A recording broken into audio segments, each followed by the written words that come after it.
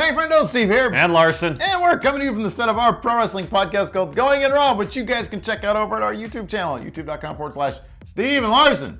Man, kind of an entertaining Raw last night. Yeah, on the first show after Survivor Series. Usually, the post-Big Four pay-per-view episodes of Raw are usually pretty good. Last night was no exception. Yeah, not quite as huge in terms of developments as, say, the Raw after WrestleMania. Oh, no. But still a fun show. Yeah, and probably the biggest development to come out, we're all asking the question, what was Goldberg going to do after his absolute decimation of Brock Lesnar at Survivor Series?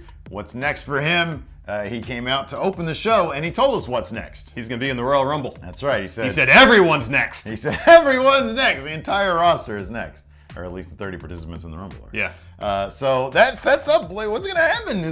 Because the great thing is, he said, I was walking backstage, and I felt really good about it, and Stephanie said, that was really good, Bill Goldberg, but do you have a really good title run in your future? So, is this possible? Is Goldberg going to get a run with a Universal title, Larson? No. No, he's not. Absolutely not. But do you see this continuing his feud with Brock Lesnar? Yes. Does that seem to be the most obvious course of events? Dave Meltzer reported that there could potentially be plans in the works to mirror what set up their match at WrestleMania 20, where Lesnar either interferes or costs Goldberg the Rumble match, setting up the rematch at WrestleMania 33. All right, well, Goldberg Lesnar seems to be this year's Undertaker Lesnar, and so at this point, that doesn't surprise me at all. No. So yeah, interesting stuff. We'll see what happens. Yeah. Universal title scene. We had a highlight reel with Kevin Owens and Chris Jericho where they. So good. It was so good. They teased their breakup over the usage of the list in the Survivor Series men's matchup, and of course, right when it comes to a head, and they say, "Who's to blame for our loss at Survivor Series?" And at the same time, they say, Roman Reigns! Yeah, it was, and then they hug, and then Seth Rollins comes down, and he talks some shit, and then Roman Reigns comes down, and he talks some shit, and they all get into a scuffle, and then Foley says, tonight, because Seth Rollins demanded this stipulation as part of him being part of the Survivor Series team. He won a Universal title match. The main event was Kevin Owens versus Seth Rollins. This was no ordinary Raw main event. No disqualification, and Roman and Chris Jericho were barred from ringside. This was like an Attitude Era match. Yeah. This was all over the place. They were throwing each other through tables. Seth Rollins came off the top of the entryway thing. Yeah. Onto Kevin Owens. Yeah, it was a pay-per-view quality match. It was a top 4 pay-per-view quality match. This kind of match you don't see on Raw like ever. It was fantastic. And I think Seth really needed a match like this to remind people why he's so awesome. Yes, this was the level of not only athleticism but intensity he showed throughout the match.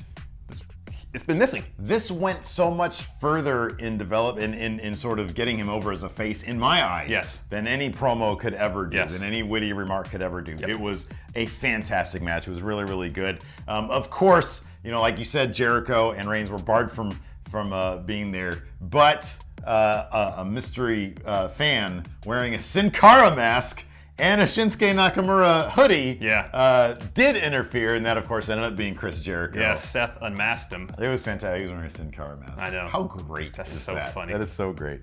So anyways, but that led to Kevin Owens giving Seth Rollins a vicious powerbomb on the apron. On the apron, then he rolled him in and got the 3 count. So Kevin Owens booked incredibly strong. This was everything that we really wanted from the way that they booked Kevin Owens in the Universal title. So it was a really, really fantastic match. Let's see here. In the women's division, we had a Charlotte promo where she was saying that she's the queen. She's the best. Yeah. Sasha came out. Then Nia Jax came out. Well, Sasha said, I want a rematch.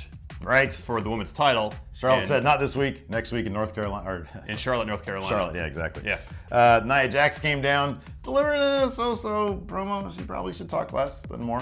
But anyway, she called out Sasha, so it seems obvious that Nia Jax versus Sasha is going to be next. That led to a tag match last night. Bayley and Sasha Banks versus Nia Jax and Charlotte. Sasha made Charlotte tap out in that particular match. Yeah. So there you go. The tag titles. Cesaro and Sheamus got a shot at the tag titles. Yep. I like that the New Day actually referenced Demolition. They said there was several mentions of Demolition's record last night. Yeah. Several. It was good. Do you think so? Are they going to break the record? Or are they? Well, hold on. That? Let's. Wouldn't it be great if they didn't? Let's talk about this match. Cesaro had Kofi in the sharpshooter. He had him tapping out. Yeah, but Xavier Woods distracted the ref. Yep. Which allowed Kofi to roll up Cesaro, New Day win. Heel tactics to get over. Yeah. And then later on the night, the club had a match against the Golden Truth, and the winner would be the #1 contender for the tag titles and have a match next week on Raw. Take a wild guess as to who won that one. It's the club. That's right. It was Gallows and Anderson. That's right. So, with all the talk lately of Demolition's record and how close the New Day are to breaking it, what do you think the odds are that the club captures the tag titles next week on Raw? Steve? Probably 0, but if they had any balls in WWE creative, they would do it. They would have the club snatch that away from them. That'd be great. So much heat on them. Cruiserweight division. Rich Swann became the new #1 contender to Brian Kendrick's Cruiserweight title. He beat TJ Perkins. So, and people love Rich. Rich Swann is so good. Yeah, he is. He is so flipping good. I love him. Kendrick was on commentary. Did a pretty good job. I love Brian Kendrick. He's great because he's old. Cedric Alexander is amazing. He had a great match against Ari Daivari, and I can't say enough about Cedric Alexander. He's going to be huge. Yeah, he is. He's gonna great. Be absolutely huge. We had naked Enzo Amore backstage, showing his dick to Well, Lana. it was pixelated, I'm sure. And it was obviously he was wearing a thong. Yeah. His actual dick wasn't out, but that's the story they were presenting to us. Yeah. Rusev was not happy with Lana cracking a little smile at Enzo's dick. Anyways, that got Rusev versus Enzo, and of course Rusev completely dominated. Yeah, Enzo. squash match. Yeah.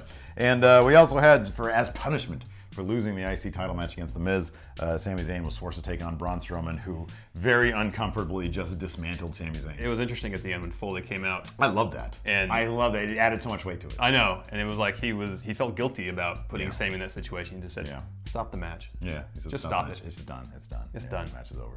It's really good. Foley's great in those little moments. Yeah. He's really good. He had some emotional heft to the whole proceedings when he did stuff like that. So we'll see what happens next. I think that Sammy's gonna go. He just keeps on coming back and coming back and coming back. So I think he's gonna demand another match with Braun Strowman and so on and so forth. Anyways, that's it for now. We're gonna have a lot more of this kind of conversation, this kind of talk on our podcast going in Raw. You guys can check that out over at our channel. Correct. Until next time, we'll talk to you guys later. Bye. Bye.